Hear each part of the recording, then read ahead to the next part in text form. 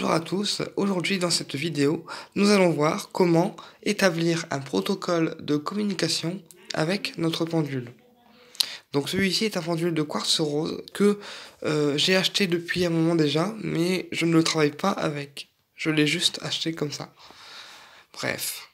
Alors, il faut savoir que avant que vous achetiez votre pendule, le pendule a été manipulé, touché par les gens de la boutique dans laquelle vous l'avez acheté, ou alors par les clients qui ont passé devant votre pendule avant que vous l'achetez dans la boutique.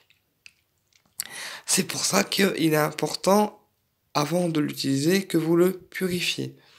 Par exemple, vous pouvez le purifier à l'eau froide du robinet, ou alors vous pouvez le purifier également en le mettant au-dessus de la fumée de sauge blanche que dégage l'encens.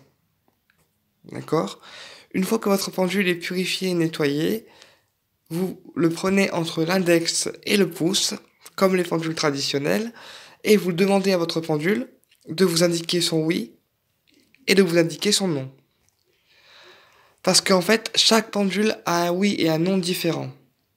Ce n'est pas le même oui et non pour chaque pendule. Par exemple, un pendule peut vous répondre oui en tournant du côté gauche et non en tournant du côté droit, et inversement.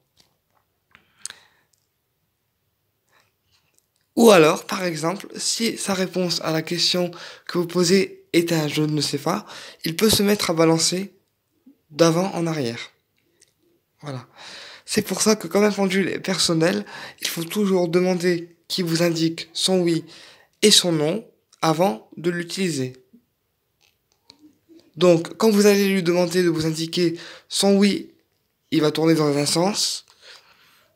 Et quand vous allez lui demander de vous indiquer son non, il va tourner dans un autre sens. D'accord? Mais chaque oui et chaque non est différent en fonction de chaque pendule. Ce n'est pas le même oui pour chaque pendule et ce n'est pas le même non pour chaque pendule. D'accord? Ça, je l'ai appris récemment parce que je ne le savais pas. Et je l'ai appris récemment dans la boutique où je vais acheter mes pierres. Autre chose, un pendule est un outil personnel. Une fois que vous l'avez acheté, il ne doit être touché que par vous et personne d'autre. Sinon, ça faussera ses réponses.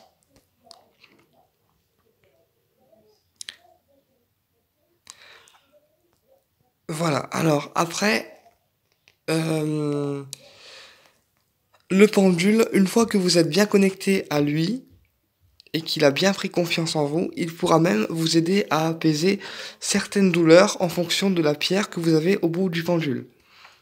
Par exemple, si vous avez un pendule en améthyste, ça va apaiser tout ce qui est au niveau migraine, maux de tête, anxiété, etc.